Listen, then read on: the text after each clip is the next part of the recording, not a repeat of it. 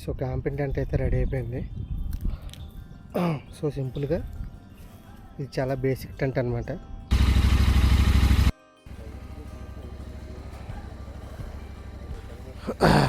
Night పూర్తిగా adventurous ride చేసి చలిలో మొత్తం ఫుల్ ఐస్ ప్యాక్ అయిపోయి కంప్లీట్గా మేము ఆ చలి నుంచి దాటుకుని దగ్గరగా ఒక చిన్న గ్రామానికి అయితే వచ్చాము. ఆ గ్రామం దగ్గర వాడిని ఊరు బాబు ఇక్కడ ఎక్కడైనా రూమ్స్ ఏమైనా ఉంటాయా అని అతన్ని అడిగితే ఇదిగోండి ఈ ఏరియా చెప్పాడు, కట్గోడ అని చెప్పేసి. ఈ ఏరియాకి వస్తే రూమ్స్ ఉంటాయి అన్నాడు. మేము ఈ ఏరియాలోకి వచ్చి మేము ఈ ఏరియాలో ఒక రూమ్ తీసుకున్నాం. ఇంకా రూమ్ నుంచి అయితే తీసుకుని రెస్ట్ తీసుకుని జస్ట్ ఇదిగో ఇప్పుడే లేచాం. నిన్న అయితే కంప్లీట్ క్లౌడీ వెదర్, అసలు ఫుల్ ఫ్లెడ్జ్డ్గా మొత్తం మబ్బులు గిబ్బులు మొత్తం అన్నీ పట్టేసి మేము వారణాసి నుంచి స్టార్ట్ అయ్యేసరికి వర్షం స్టార్ట్ అయిపోయింది విపరీతంగా. ఇంకా వర్షం స్టార్ట్ అవడం ఛత్తీస్గఢ్ మేము నిన్నంతా వర్షంతోనే మాకు సరిపోయింది. ఆ వర్షం తగ్గట్టు విపరీతమైన చలి కూడా పుట్టింది. ఇంకా చలి పుట్టేసరికి ఇంక మా వల్ల కాలేదు ఇంకా, ఎందుకంటే అంత చలిలో మేమైతే డ్రైవ్ చేయలేం. మాకు ఎంత గేర్ వేసుకున్నా మాకైతే సపోర్ట్ చేయదు కాబట్టి. సో ఇప్పుడు మేము జాగ్రత్తగా ఇంకైతే ఇప్పుడు ప్రజెంట్ వెదర్ కూడా బాగుంది కాబట్టి we will start the ride again. ఇది 6th డే అనమాట. మేము అయోధ్య దీని అంటే రైడ్ స్టార్ట్ చేసి 6th డే ఇది. సో మేమైతే రిటర్న్ అయ్యే దాంట్లో అయితే 2nd డేలోకి వచ్చాం. సో అదనమాట. ఇప్పుడు మళ్ళీ మనం దారిలో కలుద్దాం.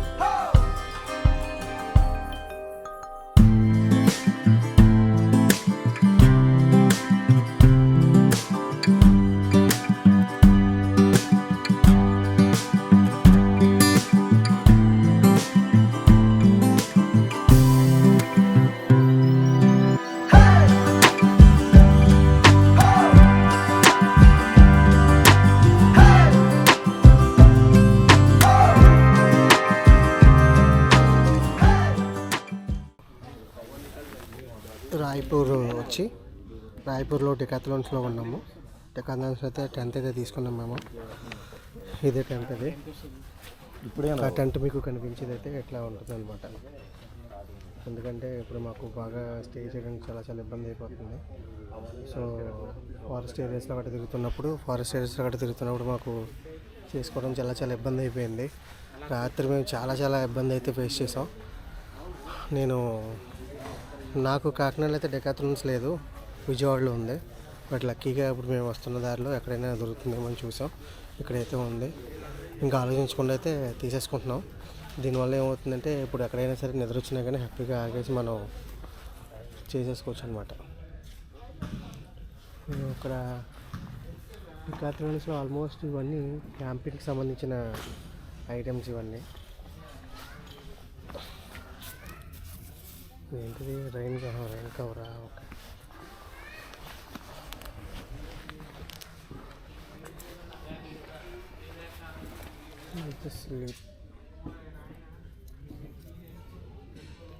ఇదంతా స్లీపింగ్ మాస్క్ అనమాట. బంజీ కార్డ్స్ లేవు ఇక్కడ. బ్యాగ్కి కట్టడానికి బంజీ కార్డ్స్ అయితే లేవు ఇక్కడ. అదైతే తీసేసుకున్నాను, టెంట్ అయితే తీసేసుకున్నాను. అది వచ్చేసి మనకి టెంట్ 2500 పడింది ఇద్దరికి అనమాట. సో నేను ఎప్పుడైనా సరే నా లగేజ్ అందులో పెట్టేసుకుని నేను హ్యాపీగా అందులోనే ఉండొచ్చు, ఇబ్బంది అయితే లేకుండా. సో అదనమాట. ఇప్పుడు మేము ఈ టెంట్ తీసేసుకుని అయితే వెళ్ళిపోతాం. సో హాయ్ అండి. ఇప్పుడైతే నేను డెకాథ్లాన్స్లో రాయ్పూర్ డెకాథ్లాన్స్ దగ్గర అయితే ఉన్నాము. డెకాథ్లాన్ దగ్గరికి ఎందుకు వచ్చామంటే డెకాథ్లాన్స్లో టోటల్గా స్పోర్ట్స్ వేర్స్, ఈ సంబంధించిన ట్రెక్కింగ్ ఐటమ్స్, మనకి బయటకు వెళ్ళే ఈ ట్రెక్కింగ్ సామాన్ మొత్తం ఈచ్ అండ్ ఎవ్రీథింగ్ అన్నీ కూడా కొంచెం క్వాలిటీ ఐటమ్స్ అనేవి దొరుకుతూ ఉంటాయి.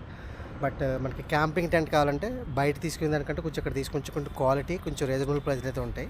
సో ఇప్పుడు ప్రజెంట్ నేను డెకాథ్లాన్స్లో ఒక క్యాంపింగ్ టెంట్ అనేది తీసుకున్నాం. ఇది తీసుకోవడానికి మెయిన్ రీజన్ ఏంటంటే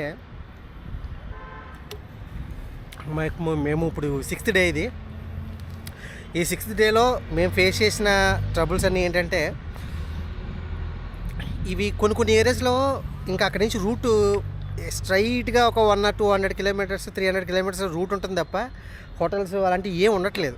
సో ఇంకా అలాంటప్పుడు మాకు ఉండడానికని స్టే చేయడానికి కూడా చాలా ఇబ్బంది అయిపోతుంది. మళ్ళీ ఆ హోటల్ వచ్చే వరకు మొన్న లాస్ట్ టైం అయితే మేము అయోధ్య వెళ్ళినప్పుడు చాలా ఇబ్బంది పడ్డాం. ఆల్మోస్ట్ హోటల్ దగ్గర స్టే చేద్దాం అన్న ఉద్దేశంతో మేము స్టార్ట్ చేసిన రైడు హోటల్ దగ్గర స్టే చేయలేక చలిలో ఒక చోటన ఆగిపోయి మళ్ళీ కొద్దిగా ముందుకు వెళ్ళి అక్కడ ఒక చోటన రెస్టారెంట్ ఉండి ఆ రెస్టారెంట్ బయట తెల్లవారి వరకు కూర్చొని తెల్లవారి ఎండ వచ్చిన తర్వాత కూడా మేము బయలుదేరలేకపోయాం బికాజ్ ఆఫ్ హెవీ వింటర్, దీని అంటారు కోల్డ్ అనమాట, విపరీతమైన చలి.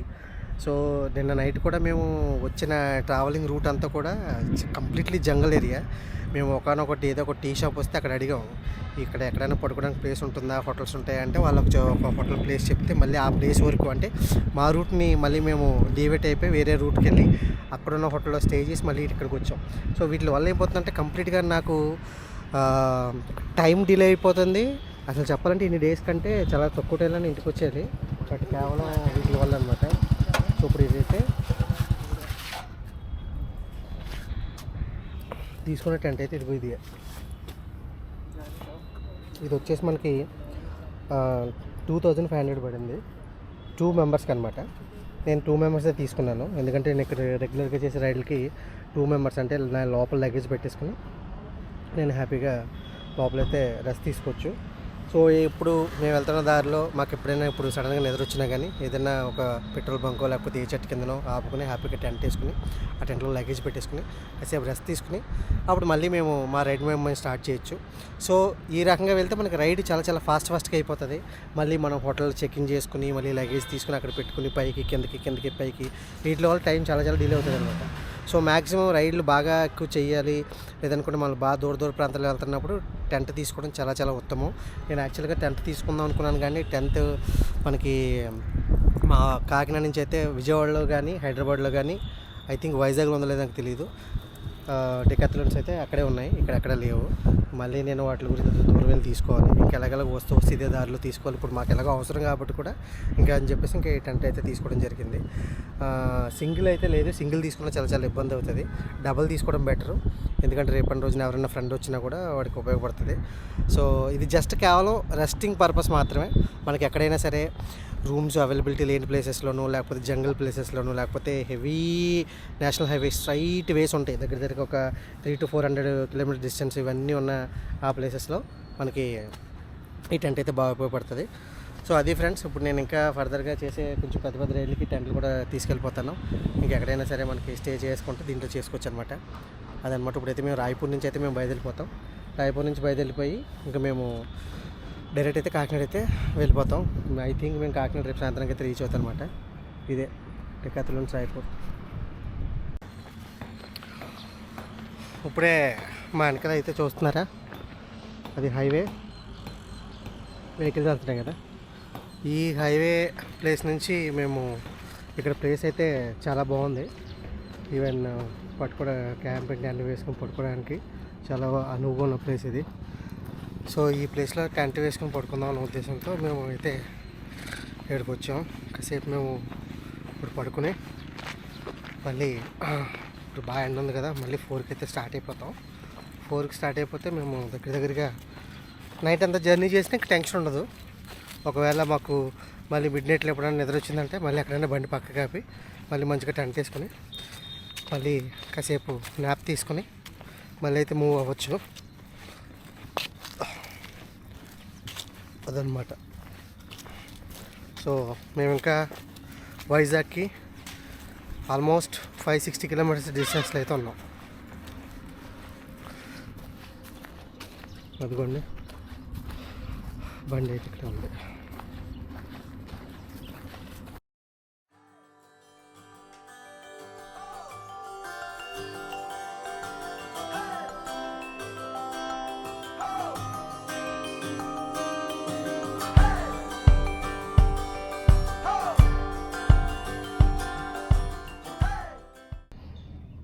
సో క్యాంపింగ్ టెంట్ అయితే రెడీ అయిపోయింది.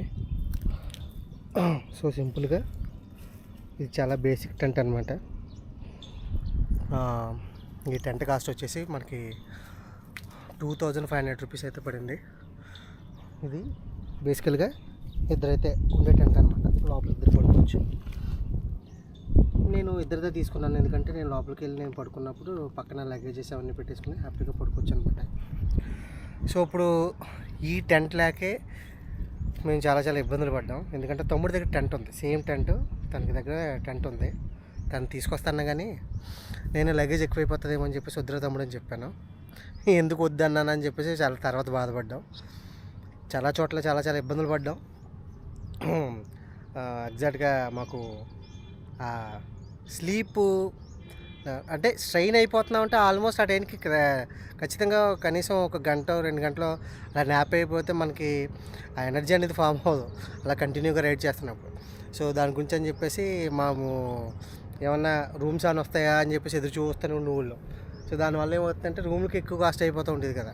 సో దానివల్ల ఇది మనం ఒకసారిగా తీసుకున్నామంటే ఇంకా 1 టైం ఇన్వెస్ట్మెంట్ లాగా మనకి ఎటువంటి ఇబ్బంది లేకుండా దీంట్లో లాగా ఇలా చట్నీడ అలాంటి ప్లేసెస్ ఏమైనా ఉన్నప్పుడు హ్యాపీగా మనం పెట్టుకుని కాసేపు రెస్ట్ తీసుకుని మళ్ళీ మన డెస్టినేషన్ మనం హ్యాపీగా వెళ్ళొచ్చు అనమాట. వితౌట్ స్ట్రెయిన్, ఎక్కువ స్ట్రెయిన్ అవ్వకుండా కొంచెం డబ్బులు తక్కువతో వెళ్ళిపోతుంది. ఇది ఒకసారి తీసేసుకున్నామంటే ఇది మనం ఇలా హ్యాపీగా ఇది జాగ్రత్తగా యూజ్ చేసుకున్నంత వరకు యూజ్ చేసుకోవచ్చు. కాకపోతే ఈ ఫ్యాబ్రిక్ ఏంటంటే మనకి క్లాత్ టైపే ఇది ఉంది కదా, ఇది దీనిపైన వేసుకోవచ్చు. దీనిపైన వేసుకున్నామంటే వర్షం అలాంటిది ఏమైనా వచ్చినప్పుడు రాకుండా ఉంటుంది. ఇది వేసుకుంటే కూడా లైట్ కట్ ఏం రాదు, కాకపోతే గాలి రాదనమాట. ఇప్పుడు ఇది వేసేసుకుంటే మనకు నైట్ టైం వేసేసుకోవాలి ఇప్పుడు అది. సో అదనమాట. ఇప్పుడు మేము ఒక పవర్ నాప్ వేసి దగ్గరగా ఒక 2.5 గంటలకి వచ్చి 2.5 గంటలకి టెంట్ వేసుకుని కాసేపు పడుకుని కరెక్ట్గా ఇప్పుడు 4 అవుతుంది. ఇప్పుడైతే స్టార్ట్ అవుతున్నాం. ఇంకెక్కడి నుంచి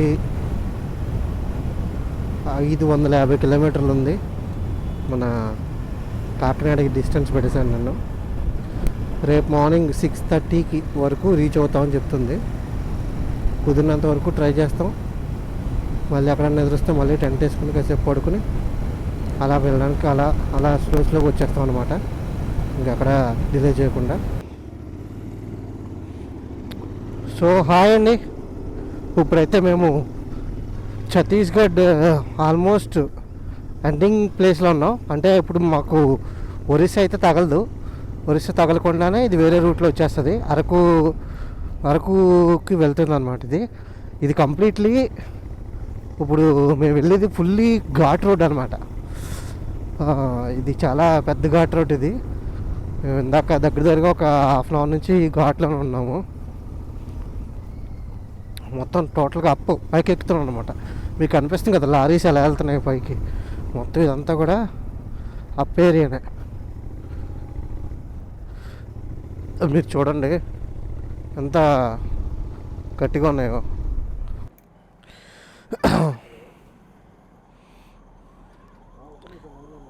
ఇప్పుడు నేను ఇప్పుడే జస్ట్ ఒరిస్సా బోర్డర్కి 80 కిలోమీటర్ల డిస్టెన్స్లో అయితే ఉన్నాము. 80 కిలోమీటర్ డిస్టెన్స్లో ఉండి ఇప్పుడు నేను జస్ట్ భోజనం చేసాము. సో